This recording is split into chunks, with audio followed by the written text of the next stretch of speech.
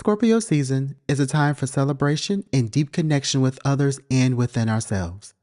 It is also a time for emotional empowerment and advocacy. But how can we make material steps in achieving this? Welcome to Exploring Esoterica, the podcast where we explore different esoteric practices and the history behind them.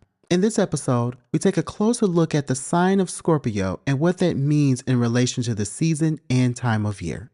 In episode 15, titled The 12 Signs of the Zodiac, I did a survey of the 12 signs of the zodiac according to tropical astrology. Tropical astrology, for those who don't know, is a type of astrology that is popular in Western society and follows the 4 temperate seasons. In that episode, I discussed the zodiac signs in relation to the 4 seasons and didn't dive too much into mythology. I know that the development of the practice has a mythological component, but for me, we can't talk about mythology without diving into the cultures from which they developed. And that's beyond the scope of what I want to discuss. I may go back and discuss the mythology at some point, but that's just a caveat for this episode. So for me, I use the tropical zodiac because it aligns the 12 signs with the seasons. Each time the sun ingresses into a sign, this signals a change in the seasons, which also signals a change within us both in a collective and individual way. The change in the seasons is easily noticed for most of us unless you live in an area where the seasons are mostly constant year-round. Here in the northern hemisphere, the temperature drops during autumn and the plant foliage begins to change. In some cultures, this is the time of harvest and celebration as we get closer to the end of the year. Looking at the 4 seasons, and this is a summary of what I talked about in that episode, springtime is when we're starting the year in an astrological sense. This is March in the Gregorian calendar that most of us use. We're making new plans and beginning new ventures. By summertime, we're entering a phase of completion of those plans, or at least making some major progress. Projects and relationships feel like they are solidifying in a broad sense. Autumn is a time of celebration, while winter is a time of slowing down, letting parts that no longer serve us wither away and planning for the next cycle. Nature is going through its own metamorphosis as plants die and go through a rebirth, and some animals hibernate until the earth warms up again. This is, of course, the opposite for those in the southern hemisphere. But if we focus on this current autumn season as I record this, Libra is a cardinal air sign, Scorpio is a fixed water sign, and Sagittarius, which is coming up in a few weeks, is a mutable fire sign. In a nutshell, this is of course oversimplifying it, but Libra season is when we're finding balance in life. We're celebrating the autumn equinox, or at least preparing for the new season in some way. Many people even begin planning their fall cleaning around this time. Then comes Scorpio season, which is mid-October to mid-November. The autumn season has settled in and we're feeling a bit more emotional. Some people dive into spiritual celebrations and explore those unseen and hidden areas of life. This includes cultural celebrations such as Day of the Dead, which is a time of honoring ancestors. Those who practice Wicca may recognize Samhain, which is a time for connecting with ancestors and deepening your spiritual practice. And for most of us, there's of course Halloween, where many of us engage mostly in a playful way in fantasy and mythical elements, mostly fueled by what has been portrayed to us in media. But overall, it's a time of celebration, but also digging deeper in an emotional sense with our relationships and other areas in life that resonate with us on a deep level. And lastly, we have Sagittarius, which as of this recording is in a few weeks. This fiery sign signals the end of autumn as the temperatures drop further and winter is fast approaching. Celebrations are ramping up and the holiday season is in full swing. In America, we have Thanksgiving holiday, and right after, everyone is in a frenzy, getting ready for the Christmas season. The sign also urges us to explore an area of life in a broad sense. Many people start their holiday travels around this time, especially at the start of December. So again, the autumn season is a moment of celebration in some sense, but of course depends on where this triad of signs lands in your personal chart and other environmental factors of your life. But back to Scorpio season. This is a time of digging deep into emotional waters, as Scorpio is a fixed water sign, and it's also a time of connecting with our spirituality, or at least our intuition. It's those concepts I want to expand a bit more on. In traditional and Hellenistic astrology, the sign Scorpio is ruled by the planet Mars. Mars represents themes of courage, but also war and violence. So with the sign of Scorpio, I see it as representing emotional empowerment. wading through any insecurities to achieve what we desire and bringing any dark or hidden forces and motivations to light.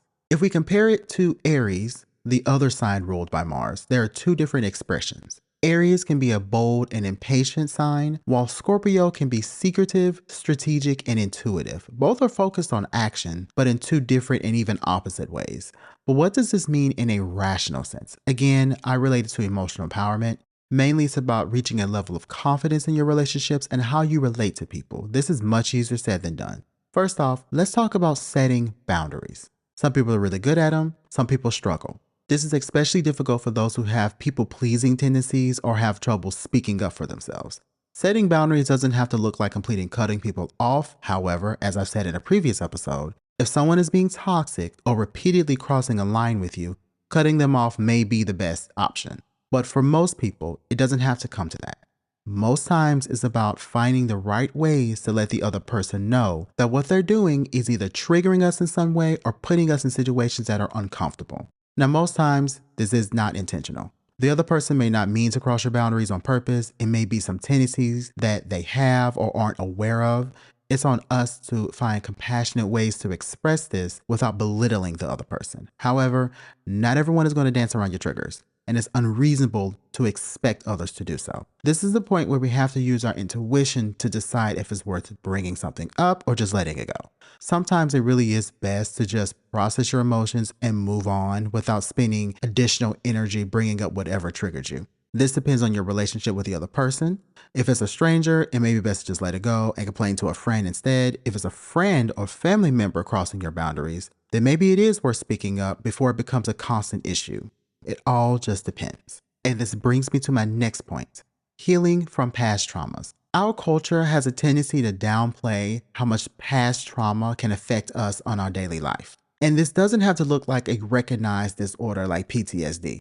This can be something like avoiding certain topics because they trigger some childhood issues we haven't processed, or having trouble forming friendships and relationships because of how other people have treated us in the past. It's hard to set boundaries in a reasonable and compassionate way if we haven't processed our own pain and past actions. We may not have the tools to even do so, or simply may not be ready to take that dive into our psyche yet. This is just a part of that shadow work that I've previously mentioned. This is us taking a hard look at our past trauma and current actions and recognizing what we can do about it. It's a process of healing and gaining self-awareness. Now, again, this is much easier said than done, and some people may need the help of a therapist or a licensed counselor to help them along that journey. Now, Scorpio season is also a time of connecting with our spirituality. Some people may go through a sense of enlightenment or spiritual healing as they participate in celebrations or rituals. Now, for those that don't have a spiritual practice or follow any kind of religion, they can still benefit from gaining a more mature understanding of the world and their place within it.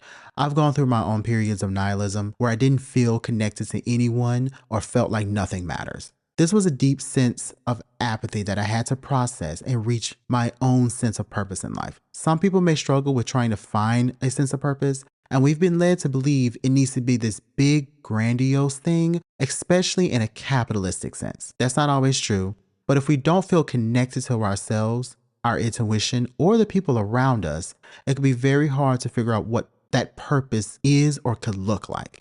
This may seem like a vague concept, but it's because it's a very personal one. Our culture doesn't really talk about it, again, unless it's in a capitalistic sense, or when some wellness guru is trying to sell you a personal growth course. Which brings me to my last point.